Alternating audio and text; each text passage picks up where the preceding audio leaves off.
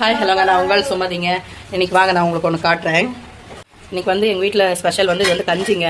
சுடுதண்ணி கொஞ்சம் வச்சுக்கணும், ஒரு சொம்பளவு சுடுதண்ணி வச்சுட்டு இந்த மாவு இருக்கு இல்லையா, நான் இது வந்து 15 விதமான பொருட்கள் போட்டு மல்டிகிரெயினாக அரைச்சி வச்சுட்டுருக்கிறேன். இதில் வந்து கொஞ்சமாக தண்ணி ஊற்றி அந்த மாவை கரைச்சிக்கணும். ஒரு சொம்பு கொதிக்க வச்சுருக்கணும். இந்த மாவை தோசை பதமாட்ட கரைச்சிட்டு ஊற்றி இப்படி கை விடாமல் கிண்டிக்கிட்டே இருக்கணும்.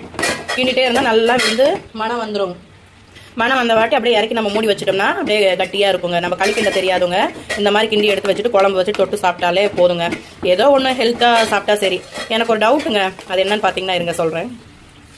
அது என்னன்னு பார்த்தீங்கன்னா டவுட் என்னன்னு சொல்லிடுறேன். அந்த காலத்தில் உங்கள் வீட்டில் என்ன சாப்பாடு அப்படின்னு கேட்டோம்னா, எங்கள் வீட்டில் ஐயோ களி கிண்டனா குழம்பு வச்சேன். களிங்கிறது வந்து பெரிய அப்போ சத்துள்ள சாப்பாடு. களி கிண்டனா அவ்வளோ இதாக இருந்தது. இப்போத்த காலத்தில் வந்து பெருமையாக இருக்கும். அப்போ உடம்பும் நல்லா இருக்கும்.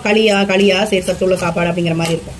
இப்போ வந்து இந்த காலத்தில் வந்து பார்த்தீங்கன்னா என்ன சாப்பாடுன்னு யாராச்சும் இப்போ என்ன கேட்டாங்கன்னா, களியா ஐயோ அப்படிங்கிறாங்க. தோசை இட்லி டிஃபன் செஞ்ச அப்படின்னா உங்களுக்கு இதாக இருக்குது, பெருமையாக இருக்குது. அப்புறம் காலையில் வச்ச சாப்பாடு நைட்டு சாப்பிடக்கூடாது, மத்தியானம் சாப்பாடு. காலைல டிஃபனே தான் சாப்பிடணும், மத்தியானம் சாப்பாடே தான் சாப்பிடணும், நைட்டு டிஃபனே தான் சூடாக சாப்பிடணும்னு எல்லாருடைய மைண்ட்லையும் பதிஞ்சிட்டு இருக்குது. நான் சின்ன குழந்தையா இருந்த போதெல்லாம் எங்கள் ஊர் கர்நாடகா, ஷிவமோகாங்கிற ஊர் தான் கர்நாடகாவில். நாங்கள் ஷிவமோகாவில் இருந்தோம். நாங்கள் செங்கசூள வேலை, விவசாயம் செங்கசூள வேலை தான் எங்கள் அப்பா பார்த்துட்டு இருந்தாரு. அந்த காலத்தில் வந்து காலையில் ஒரு எங்கள் ஃபேமிலி பெரிய ஃபேமிலி, நான் அதனால 7 பேர் இருப்போம். அது போக வேலைக்கு வரவங்களுக்கும் சாப்பாடு செய்யணும். எங்கள் அம்மா எந்திரிச்சு ஒரு வெண்டைக்காய் குழம்பு தேங்காய் அரைச்சி ஊற்றி நிறையா வெண்டைக்காய் போட்டு ஒரு குழம்பு வைப்பாங்க. அதை விட்டால் பீன்ஸ்னா பீன்ஸ் குழம்பு, காய்னா ஏதோ ஒரு காய், கத்திரிக்காய் போட்டு ஒரு குழம்பு வச்சுட்டாங்கன்னா அவ்வளோதான். அந்த காலத்தில் ஏதுங்க பொரியல் கூட்டு ரசம் ஏதுங்க, அதுவே இருக்காது. குழம்பு வச்சுட்டாலே பெரிய சந்தோஷமா இருக்கும்.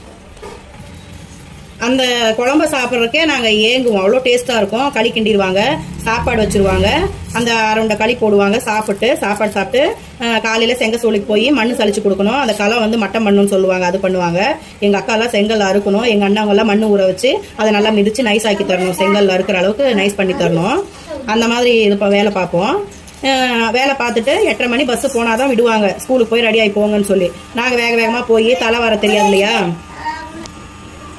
தலை வர தெரியாது, ஒன்றும் தெரியாதுங்க. அப்போ நான் என்ன பண்ணுவேன், அழுதுகிட்டே போய் கண்ணாடி முன்னாடி நின்றுக்கிட்டு சாந்து போட்டு இங்கேருந்து இங்கே வரைக்கும் அடுக்குவேன். ஸ்டைல் அப்போல்லாம் மேக்கப் ராடின்னு என் கண்ணால் எனக்கு பேர் வச்சிருந்தான்.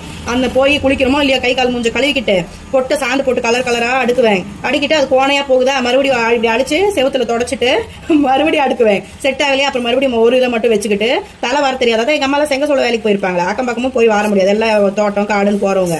நம்மளே இப்படி நேராக வடுகு எடுத்து ஏதோ ஒன்று பண்ணிட்டு இல்லை ஒரு கொண்டையை போட்டுக்கிட்டு, எனக்கு ரெட்டை ஜடை போட்டாலும் பிடிக்காது அப்போவே, அப்படியே தூக்கி ஒரு ஜுட்டியை போட்டுக்கிட்டு ஆட்டிக்கிட்டு ஸ்கூலுக்கு போவோம். அங்கே போயிட்டு படித்து முடிச்சு சாயந்தரம் வருவோம்.